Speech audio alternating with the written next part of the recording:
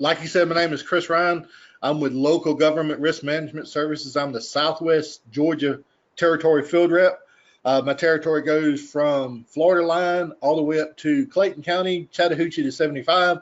So we oversee a good number of entities, but my background is in human resources. I was HR director with Sumter County Board of Commissioners for 5 years, and I've been doing this for almost 12. I love what I do, especially getting to talk to people and stuff like that. Employees, supervisors, it doesn't matter. Everybody needs to have this type of training when it comes to harassment and discrimination, definitely. But the reason that we really push it as much as we do is actually in 1 year, we had 2 claims that cost us $2 million out of court. Now, we never took it to court because we knew we were going to lose the case. One was down south. We had a fire chief that did not like females working for him. So his captain was allowed to take their undergarments and run them up the flagpole. So $1.2 million later, it's not so funny to us anymore. Another one was up north, inappropriate information being passed through their intranet, employee to employee. Now, kind of unusual, but it does happen. And what was so strange about it is that the supervisor, the council member, was actually the one that started the email. So discrimination case later, $800,000 later, it's not so funny to us anymore. So I always stress this. What is considered to be funny may not be funny to everybody else. And just because that person is laughing doesn't mean that they like what's going on. They're just laughing maybe because of the situation. So definitely have to be careful with that. And what we're actually seeing now, it's not the physically grabbing anybody that we're getting in trouble for. It is the things that we're saying. See, cities and counties are like big families. We love to pick on each other because we spend a lot of time together, but sometimes we don't know when to stop. And that's what supervisors definitely have to be on the lookout for. And we'll go over a couple of things that you need to be on the lookout for. But the one thing you've got to remember is that you need to make sure that your city, county, or authority has a sufficient harassment policy that you know well enough that you can answer questions to any employee that asks them.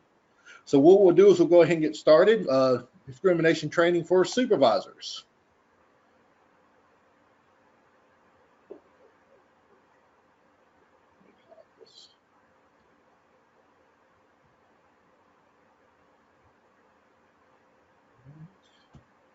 There we go. So discrimination is illegal, just like harassment is. So simply having a policy is not enough these days. The days of having that policy manual and just giving it to the employee, a new employee, say, read this when you want to, but sign this piece of paper saying you've read it, you understand it, and you have no questions, y'all, it isn't working because most of your employees do not know your policy manuals. The one way you can ask them is this: if we had a harassment case come up, who would you report it to? And a lot of employees think that they go to their direct supervisor. But remember, this is not really true when it comes to this policy. This is the one policy that actually can bypass chain of command. Most chain of command says, yes, you go to your immediate supervisor. But what if your immediate supervisor just did it to you? So you've got to have those other avenues. And in your policy, you need to be able to show that if you don't go to the direct supervisor or can't go, who do you go to next? So they got to know what sort of conduct that they cannot engage in, what sort of conduct they don't have to put up with, and they definitely need to know how to report it. So when they report it to you, what is your obligation? Now, of course, you either start the investigation if that's your procedure, or you must take it to the next step, maybe to HR or your city or county manager or something like that to be able to start the procedure in place. So the things that make us unique are the things we like to pick on each other about. Are we too tall, too short? Do you wear glasses? Do you not wear glasses? Or how about this one? Anybody aware of a nickname of an employee, and more people know them by the nickname than the real name? Usually when I ask this question, I always get these little looks like, yeah, I know a couple of those nicknames. And my next question is always this: can you say the nickname out loud? If they tell me no, it's probably a problem and we need to make sure we address it. If it relates to race, color, sex, religion, national origin, disability, or age, it can and usually can be found offensive. So we have to be very careful, even with little things as nicknames. So harassment is a course of conduct directed at a specific person, and it reasonably could cause emotionally distressing such person. It serves as no legitimate purpose. If a claim's ever filed against somebody, one of the first questions they'll be asked is, why did they do it? The best thing I usually tell them is, please have a better excuse than I thought it was funny, because I can assure you it's not. Like I said, everybody doesn't have the same sense of humor that someone else has.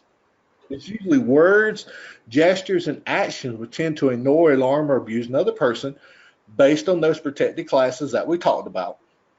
And it's against federal law, not state or local, but federal law. So if we go to court for this, we could go to federal court and have to go before a federal judge. And sometimes it's not as funny saying it in front of that federal judge as it is saying it in front of other employees. Now, some things that you may not think are harassment, but could lead into it, it's like this. I wish that old man would hurry and retire. He's just taking up space. Now, you hear that a lot, but it's also age discrimination. Well, what about this one? You ask and tell a young lady, you look nice today. Now, a lot of people say, we're from the South. We like to be sociable and cordial and everything. But even that can get us into trouble because they might not like the fact that they're getting that much attention. And there's a big difference in saying you look nice today and you look good in jeans, of course. But you've got to be careful, even with the frequency. We had a young man that thought it was funny. He told a young lady 6 times a day for 2 months that she looked nice. Besides the fact of it being a little creepy, we got into a lot of trouble with the frequency that he was doing this in. One time is not going to hurt us. It's these multiple continuous things. So employment discrimination that we normally see, discrimination can be intended against the group, which is desperate treatment of the group. That would be like this. The city or county authority says, you know what, we're going to offer early retirement this year, but instead of you getting the choice of choosing it, the employer actually tells the employee they must take it. Yes, that is a form of discrimination unless it becomes to public services like your fire and police department, sheriff's offices, when they have a little bit different regulations. Also, desperate impact could be unintentional. That's actually like this example. The city or county authority says, this year what we're going to do is we're going to have to downsize. And everybody's like, oh my goodness, downsize. And that's a bad word because who are you going to affect? Well, this time we're going to affect all the administrative assistants we're going to get rid of. Now, typically, administrative assistants are mostly female. Not always, but mostly. And you could be going against protected class of people when you're doing this downsizing. So you got to be careful with that. So Title VII Civil Rights Act of 64 is administered and enforced by the EEOC. You must have 15 or more employees federally. A lot of cities and counties have that. You don't have to worry about it. It is discrimination of people based on race, color, sex, religion, national origin, disability, and age, and pregnancy and everything. And at the time when it first came into effect, there was no individual liability. The employer was solely responsible for anything that the employee did. Now, the caps on the damages at that time with 100 employees or less was $50,000 compensatory, $50,000 for punitive. Now, of course, punitive damages could not be assessed upon local government, so they got out of that $50,000. Like I said, the employer was solely responsible for anything the employee did. Also, it had a retaliation portion in it. Who is protected in this retaliation? Employees, former employees, and even applicants. And retaliation is broadly defined as almost anything that could make the alleged victim regret coming forward. This should actually be a separate policy in your policy manual. It can be by your harassment section, but it needs to be separate. So that Title VII included this. What conduct is protecting? Opposing or an unlawful employment action, kind of like the Whistleblower Protection Act, making a charge of discrimination, testifying or assisting in participating matters of an investigation. Now, when it comes to making a charge of discrimination, a lot of employees say, well, as soon as I make that charge of discrimination or harassment against me, you can't touch me. Anything I can do or say. Well, that's not actually true. If you would penalize or discipline an employee for that offense, you can discipline somebody that even has a charge filed. Okay, they're not above the law. Now, in 1983, this whole thing changed with a statute called the 1983 statute. So it was unique to the public sector. It allowed for individual liability, unlike Title VII did, and there's no caps on damages. So now you think about this. I always tell the employees, you can be charged individually in a court case. So think about a $50,000 claim that comes up, city or county or authorities out of it, the employee is responsible for it.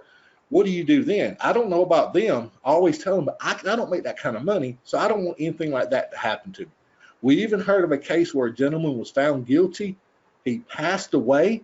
They went after his estate to get the money. So please be careful with all this. 1983 statute was good for the public sector employees because it allowed for qualified immunity. All right, so now the employer was not solely responsible for the employee's action unless that employer did not do their due diligence to give them training or anything like that. Now, the Pregnancy Discrimination Act of '78 was actually set up because the ladies were being discriminated against when they got pregnant, to the point of some of them will even ask questions like, how many kids do you plan on having, as the interview process was proceeding, which is illegal now. You're not supposed to ask that. And even to the point where they would find a lady, if they find out she's pregnant, and fire her on the spot because, look, you're the primary caregiver. We don't know if you're going to be here every day, so we don't want to take that chance. So it runs concurrent with the Family Medical Leave Act that says while a lady is out having a child, her job is going to be maintained. If there's a raise, she gets it. If there's promotion, she can apply for it. Also, this is even stretching out now toward the fathers, saying that they can get time off to the Pregnancy Discrimination Act so they can bond with the child also. Now, the Equal Pay Act. Unfortunately, y'all, we have been fighting with this one for over 55 years. That's where a lady and a gentleman have equal job description, equal job pay is not there because it is a lady compared to a man doing the job. Now, of course, there's going to be different things set up that pay might not be equal. Where I normally see it is this: entry-level positions where the lady is being paid below entry level. And I always ask the question of why is this being done? And it never fails. I always get this excuse, well, she's not qualified for the job. Well, unfortunately, as soon as you interviewed her and hired her, you made her qualified for the job. So the paying different wages to employers of the opposite sex just because they are the opposite sex. But there are defenses for it. If there's seniority by that person has been there longer, of course they're going to make more money. If they have different merit certifications or something like that coming from another entity, of course they'd make more money than the entry level. It has to be other factors that you can prove besides the fact of opposite sex. Now, the enforcement for this is upward adjustment only. Successful complaints recover back pay, liquidated damages, attorney fees, and costs. These things can get very expensive very quickly. Now, on this one right here, there's no individual liability. So the employer is solely responsible for anything that happens that the employee has done. Now, the Age Discrimination Act, this is an act that says anyone, both male or female, over the age of 40 is now in a protected class. Okay? So just think, if you're over the age of 40, you're now in a protected class. There's actually one class that there's nothing in federal regs that actually say that they're protected, and that is the male, white male, under the age of 40. But when it comes to the Age Discrimination Act, it covers employers with 20 or more employees, and there's no maximum age, however. Once you reach 40, you're in that protected class. It is also subject to the same legal analysis as Title VII, same actions of retaliation similar to Title VII, and there's no individual liability here either. Damages include liquidated damages, front pay, back pay, and attorney's fees. And like I said, that gets very expensive very quickly. Americans with Disabilities Act, this is what I usually tell everybody. Thing you need to remember about this, it is a reasonable accommodation without creating an undue hardship. So what does that mean? Well, we had a gentleman who was come back from workers' comp. He was on light duty. But he was in a wheelchair for a couple more weeks, so they put him in an office doing some office work, filing, answering phone calls, stuff like that. Well, when he went into his office for the first time, he found out that his wheelchair would not fit up under the desk. So I always ask everybody, what do you think a reasonable accommodation here would be? Well, most of them will be like, oh, raise the desk, get him a bigger desk. All those are great answers.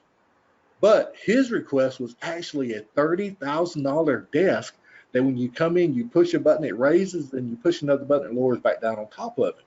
Now, that's not reasonable for most cities and counties to kind of pay this. And usually anything having to deal with this is 6 months or less. So why would you put so much money into something like that? A reasonable accommodation is what we're looking for. So something that could be reasonable, it is something that enables the disabled individual to perform the essential job functions. That must be in your job descriptions, of course. Also, please make sure that the employee or requests the reasonable accommodation. Don't assume as a supervisor someone is disabled, because you're opening up the city or county or authority to a lot more requests and stuff like that. So let the employee request it, please. Examples of reasonable accommodations: you're altering the facility to make it more accessible, like the handicap parking, ADA compliance coming into the building, stuff like that. Modifying work schedules. Now, a lot of people say, oh, well, can we really do that? And you can. Let's say you start at 8 o'clock, but this person tells you there's no other way that they can get to their job until 8:30. So you make that a reasonable accommodation. And for about 2 months, everything's going well. 8:30, they're there, not a problem. They work all day, they're great. All of a sudden, they start getting there at 8:45, 8:50. Now, a normal person, you would discipline them for that. And just because they ask for a reasonable accommodation, you can discipline this person too, because they're not meeting the reasonable accommodation that y'all set forth at the beginning. All right, providing qualified readers or interpreters, that might be a reasonable accommodation. Things that are not reasonable: eliminating or changing the essential functions of a job. They have to be able to do those. All right. Or if it imposes an undue hardship on another employer or employee up to the point where you can jeopardize that employee's health. You want to make sure that all your employees are safe. So workplace harassment laws haven't changed that much, but they have expanded a little bit over the years.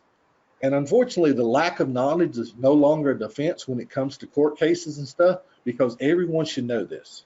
That's why we recommend on a yearly basis, you need to be trained. Either someone come in and train, do it online, go over your own policy, make sure there's no questions, just make sure you document the training. So they have to be proactive when it comes to preventing, discovering, and remedying all harassment. And the best thing to do is make your employees know that if they see it, they come to you so you can take care of it as soon as possible. And like I said, once you know about it, you have an obligation to do something. All right, so supervisors are always the key to any policy that needs to be passed, because if the supervisor doesn't stand behind it, whether they agree with it or not, and enforce it, it's not going to work, y'all. Everybody knows this. So you've got to make that commitment in ridding all harassment anywhere within your environment.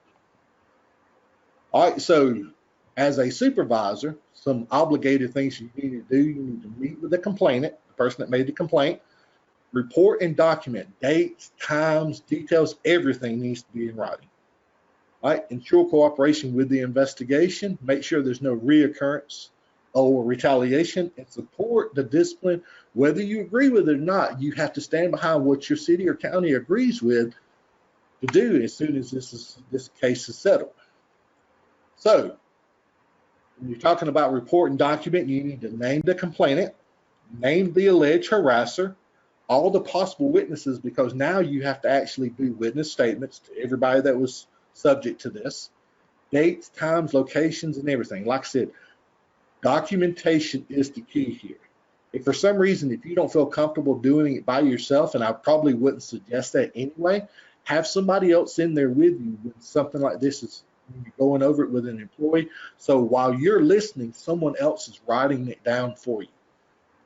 Description of the alleged harassing, the alleged incident, or whatever, anything you can get down is better for all of us. Ensure cooperation with the investigation, and don't assume that your department or even you will be the one that's doing the investigation, because most of the time when it comes to cities and counties, it's easier just to contract this stuff out, because now that person that's looking at the case has no ties to anybody. You don't know them from anyone. All you're doing is you're listening to the facts. But most of the time, HR people may do some of this investigation. And of course, we've went through some processes and stuff like that in some of the trainings through LGRMS and of course GLGPA to help with the investigation process, and make sure that all of the employees know that they need to also make sure that they come forward with any information they have. All right, no recurrence or retaliation. You're just making sure that once this case kind of goes through the process, that the person that made the claim doesn't go back and get harassed in a sense while they're back at work or something like that. Most of the time, what cities and counties do, the person that the claim has been submitted against, it's just easier to maybe suspend them with pay pending the investigation. And I always hear this, oh, what if it's not a legitimate claim? Well, it's easier to go ahead and separate the situation, and most attorneys have agreed that if you get the person out of the way that has had the claim filed against them, it's easier to bring them back, especially if you suspend them with pay pending the investigation. But it is definitely up to you and what your policy says. So support the discipline. Make sure that you know what your anti-harassment policy is. Make sure that you're supporting any of the decisions that your city or county makes according to the policy, because the subordinates will take cues from you. So if you like, oh, that shouldn't have been done, of course your employees are going to think the same thing. So make sure that you're standing behind your city or county. So the EEOC definition of sexual harassment is unwelcome or unsolicited speech that creates an intimidating or hostile work environment, interferes with a work performance, or otherwise adversely affects the employment performance of the job. We actually had one situation where a young lady just did not want to come to work anymore because she knew when she got to work, her supervisor was going to come into her office and start rubbing her shoulders and start asking her questions. And it got to the point where she either didn't show up or she would show up hours before time to be there, get in her office and shut and lock the doors. So we got to make sure we keep our eyes and ears open. So when it comes to harassment, the first type we're going to talk about is quid pro quo. It is the Latin meaning of this for that. So it's an exchange of services, so to speak. The submission to or rejection of sexual attention that can be made implicitly or explicitly, depends on the vulgarity of the person. Kind of like this one. We had a gentleman who had 4 ladies working for him. On a Friday afternoon, he calls ladies into his office and says, ladies, there's this raise I have to give at least one of you. Who really wants it? I'll be at my lake house all weekend. Now, of course, everybody's like, oh my goodness, how can he possibly do that? He didn't think anything was wrong. Now, the best thing to do is something like that. Do it in your office with the door open, but it's assumed what could be happening at that lake house. And remember, quid pro quo can happen inside or outside the organization. It doesn't have to be just inside. We had an incident where a supervisor took his administrative assistant off to some training, and every night he asked her to meet him in his hotel room. Well, of course, she got kind of upset about that, and one night she videotaped him with her phone. Now, according to Georgia law, only one person has to know you're being videotaped, and of course, that was her. When they got back, he kept saying, I didn't do it, but she had it filmed. She had everything on her camera. And when we finally showed it to him, he was like, I did it, but I didn't mean to. Well, it's kind of a little late right now. And of course, the best policy when it comes to quid pro quo is you don't get your honey where you get your money. Hostile work environment. This is actually an environment that you know something is wrong. You wouldn't want your family members to be part of it, so please make sure your work family is not part of it. And that's what I suggest to all employees.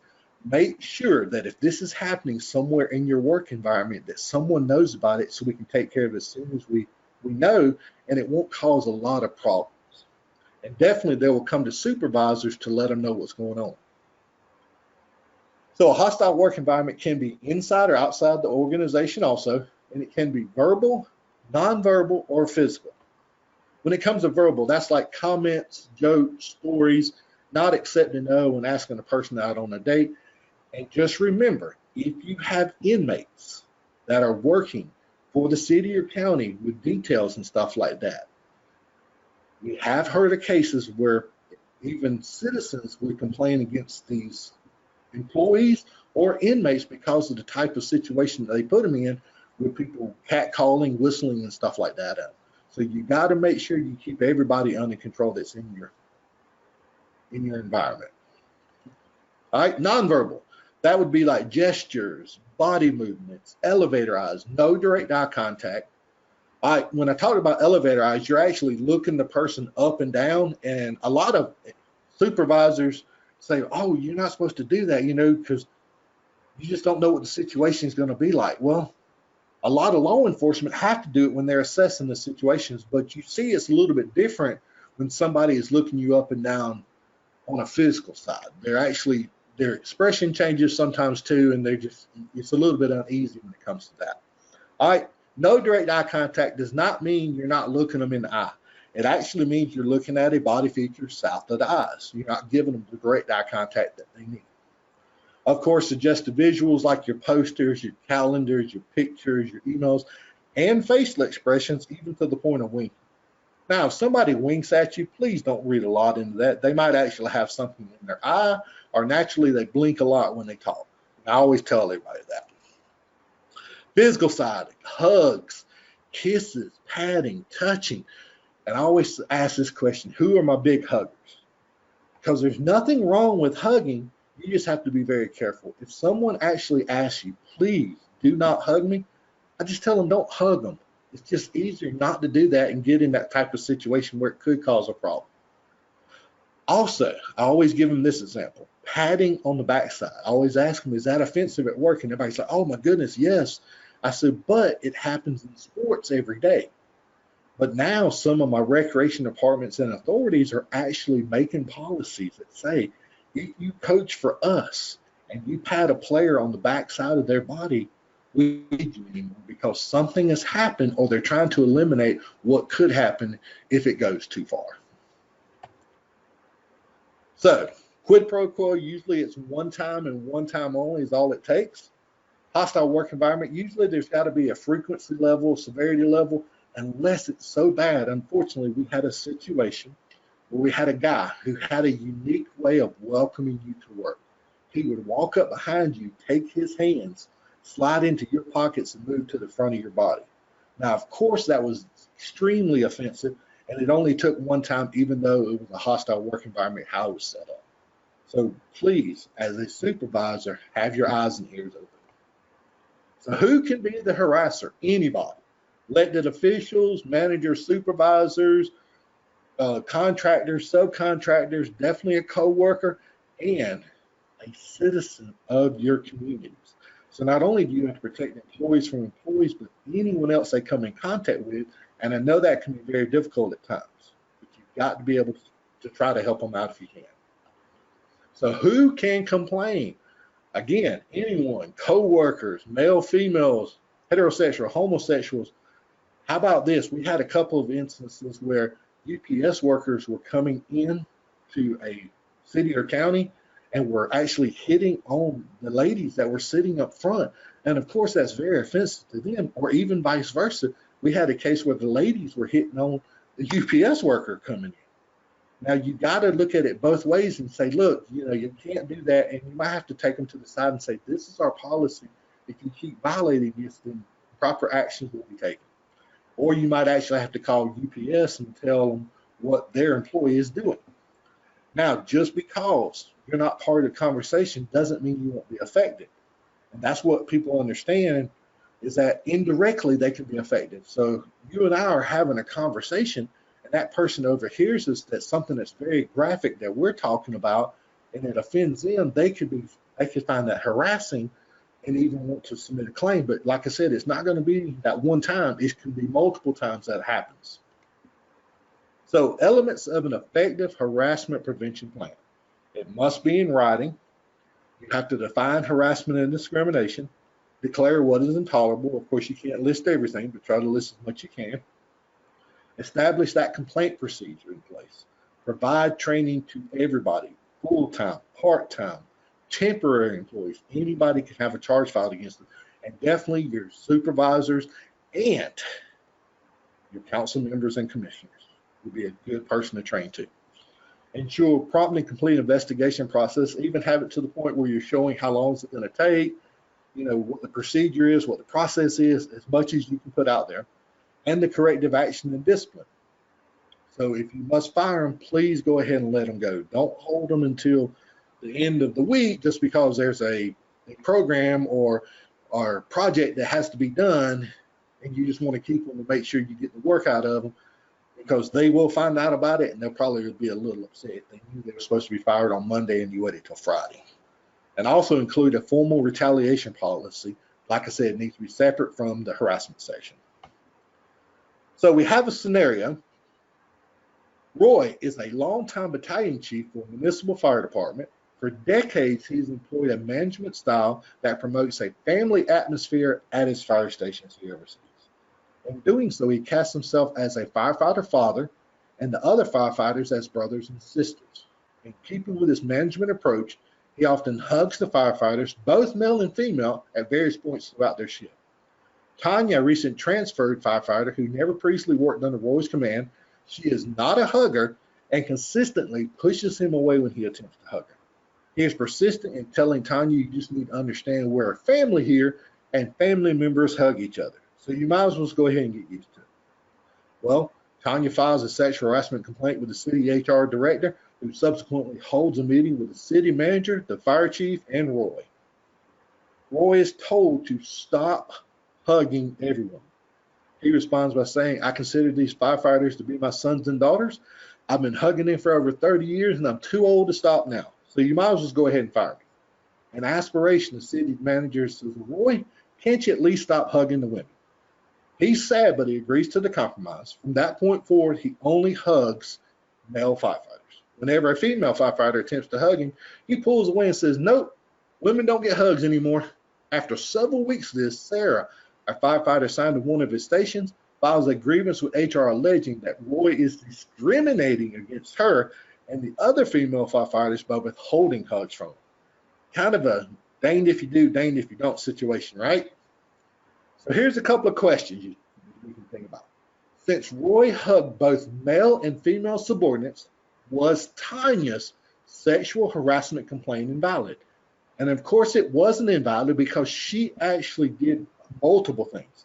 She told him not to hug her and actually pushed him away to keep him from hugging her. So her complaint was definitely valid.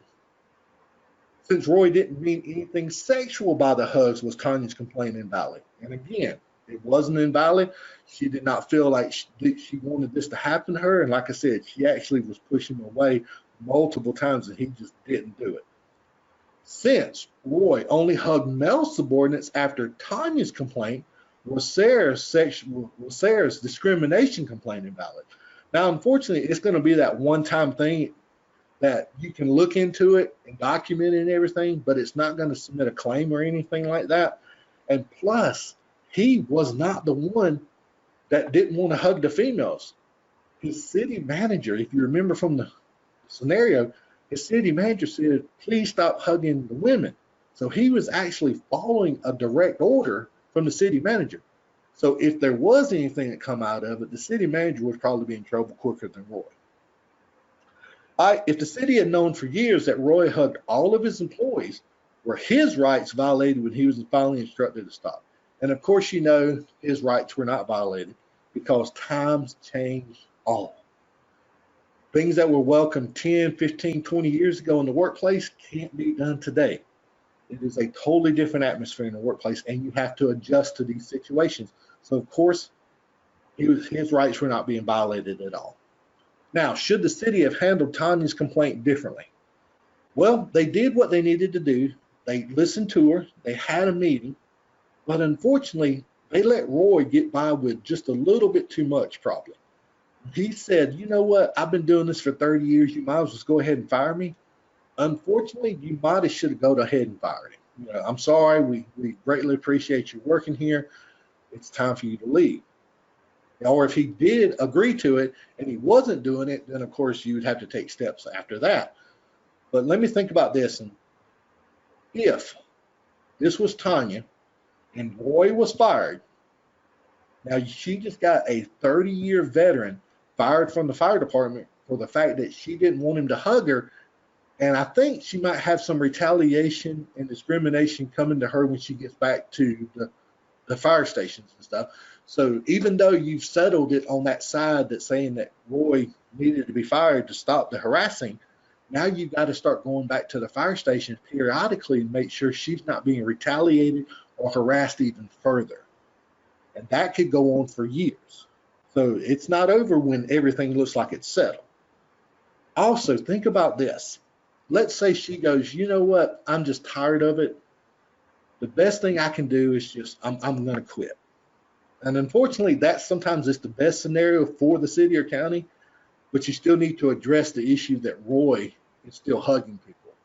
But let's say a couple of months later, the fire station where she was at actually gets a phone call and it says, we have a young lady, they're about 2 counties, 2 cities over, and we're getting ready to hire her, and she has y'all down as a work reference. What can you tell me about her? And I always ask everybody, what should you tell them? And I hear stuff like, please, don't hug her or something like that. But they need to make sure that they're not doing that.